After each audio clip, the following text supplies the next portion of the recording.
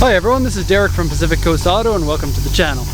Today we're looking at a 1999 Skyline R34. Now this one here is probably the most special GTR that we've had here at Pacific Coast Auto because it is super highly modified. You can see it's got a giant turbo on it, but it's also got a whole boatload of modifications to it otherwise. First thing that you'll notice on the car is that it is making a kind of a chunky sound, and that sound comes from the clutch. The car right now has a twin plate clutch, and the the Getrag gearbox that's in the R34 and the Supra is known to make a chunk sound when it's got a twin plate clutch in it. I'm not sure how much of that sound is something that is wrong with the clutch, or how much of that sound is what you would expect from a car that has that sort of modification to it. Now that being said, when you drive the car, the sound goes away. It's only when the clutch is in the out position that you get this sound. And so in regular driving that you won't hear it all that often. If this were my car, I would probably take a look at it and see if there is anything worn out. But the nice thing about a clutch problem is that it is a relatively easy problem to fix, considering all of the possible problems you could have with a car that potentially has 750 horsepower. Okay, we're going to talk about the engine in just a second. We've got the auction sheet here, so we'll look over the auction sheet and the comments that are on that. We'll look over the body and we'll look over the interior. And if you've got a keen eye, you'll probably notice this one's got the Z-Tune or the Z-Tune front fenders on it, which gives you this little air duct here, and is actually quite an expensive part. These look like the authentic units on this one. In fact, the auction sheet says that they are, so. Okay, back to the engine. So the engine running condition, it's running high lift camshaft, and so it doesn't idle as smoothly as the stock one does. Beside that, there really is no visual problems that we can see with the car. It has one of the biggest ball bearing turbos that you can get, and these turbos can put out basically as much horsepower as you want. You get to pick based on your level of tune. Now we don't know how much power this has because it depends on how much boost the person decided to run. You would probably get around 500 wheel horsepower at the minimum and up to about 700 wheel horsepower at the maximum. And so that compared to your engine horsepower, you've got drivetrain losses, and so you've got a significant amount of power over the stock one. Okay, so aftermarket parts, aside from the turbo, we've got large single HKS intake. We've got the standard strut tower bar for the car, adjustable suspension here, oil catch tank. We've got this to block off the air from getting outside of the area where the radiator and the large front mount intercooler can get it.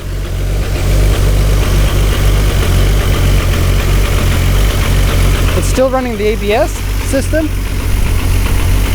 and you can't really see any other modifications. Now the internals of this engine have been modified, and I'll go over that when I go over the auction sheet. Oh, aftermarket radiator, you can see there, and lower the hood. Now the car is dirty, really needs to be washed, but you can kind of see the awesomeness in the car through the dirtiness of it. Let's go over the auction sheet. It's got all of the wow pieces on it. So a 1999 Skyline GTR, this is an R grade because it's been in an accident.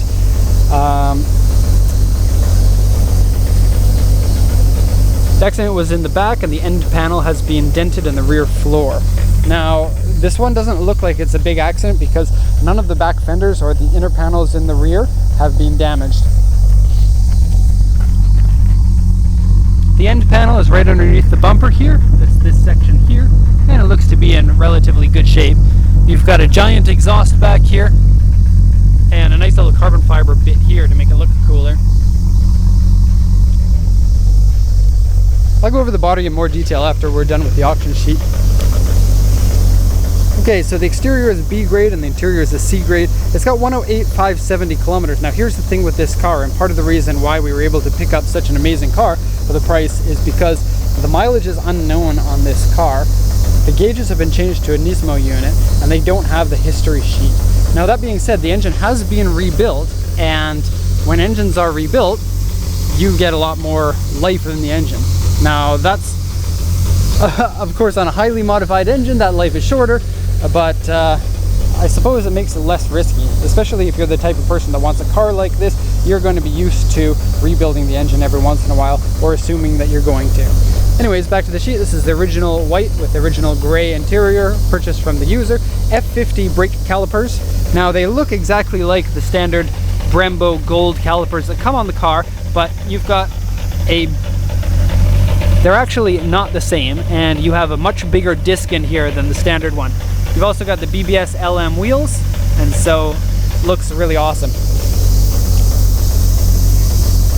It's got the Nismo front bumper, Nismo front fenders, Nismo LED tail lights, HKS adjustable suspension, HKS exhaust, BBS 18-inch wheels, aftermarket clutch, HKS T04Z turbo, and the car is registered as a modified car, which when you modify the car this much, you have to register it as such, and to do that can be quite difficult, and so that adds value, at least here in Japan, but it's good to know that they did go through the proper means of registering it and paying the money to do so.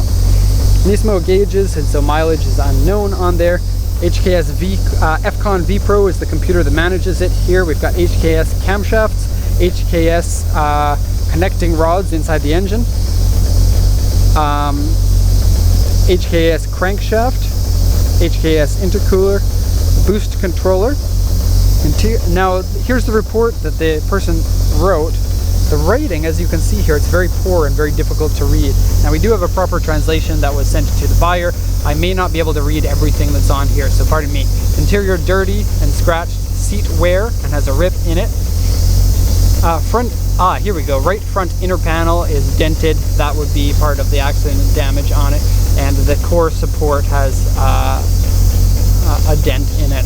Now when they say a dent, what they mean is it got damaged and then a repair shop repaired it, but some of the damage is still noticeable. AC doesn't work in the car, and exterior has some parts of paint peeling. Headlights are cloudy, and the steering wheel and the shift knob are peeling. Wheels are scratched, various scratches and dents, and if you look at the body here, we've got repainted on the right side, small dents here, and some scratches on the front bumper.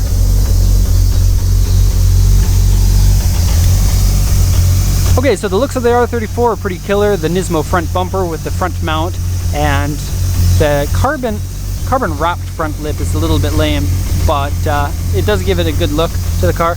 This car looks great in white, especially great with the LMs, and the LMs with a decent amount of dish like this are a nice expensive wheel that kind of show the intent of the car. I kind of have a feeling like I want to turn off the car so that noisy clutch is going to quiet down, but I'm going to leave it as is.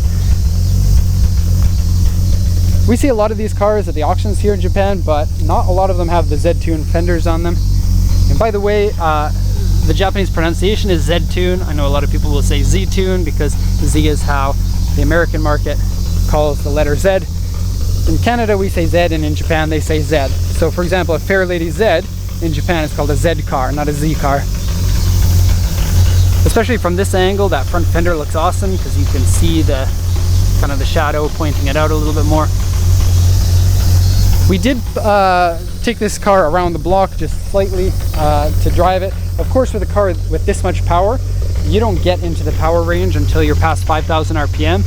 And with a car that just landed, we're not going to go and super boost the car to see how powerful it is. Okay, these are the stock seats for the car. The rip on the seat is right here, which has been sewn together by someone who didn't go to home economics class, so they don't know how to sew a slip stitch. Steering wheel has a little bit of peeling on it, not too bad. Now the general look of the car and the amount of wear, let me just turn this down or off because it doesn't work. The amount of wear on the car makes me think that it's got somewhere around 100,000 kilometers on it. Although we don't really know.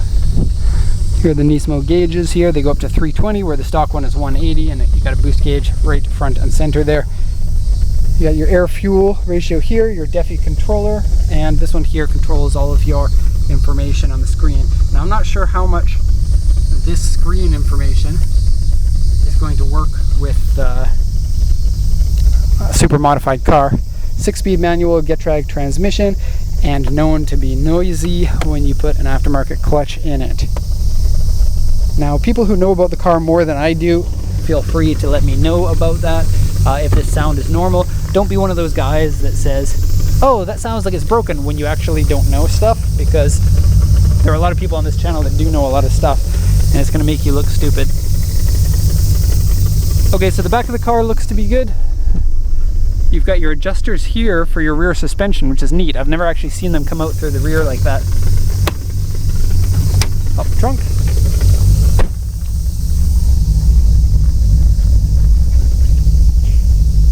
Oh, we got the tools in the trunk like this. Okay, now we're not going to rev the engine up and show you the exhaust sound because we realize that's not very nice to the people who live next door.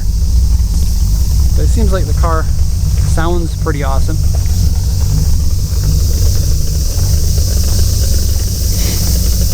Okay, we don't have an awful lot more to say about the car, and so we're going to leave it there. So once again, this is a R34 Skyline GTR with plenty more horsepower than anybody needs, but really a great condition car with all of the parts that make it a car that really stands out and quite a bit better than your average R34 Skyline GTR. And so I'm very happy that we get a chance to see this car, we get a chance to drive the car, and so that's going to be the end of the video anyways. So hope you enjoyed it. If you have any questions, please let me know, and thanks for watching. Have a nice day.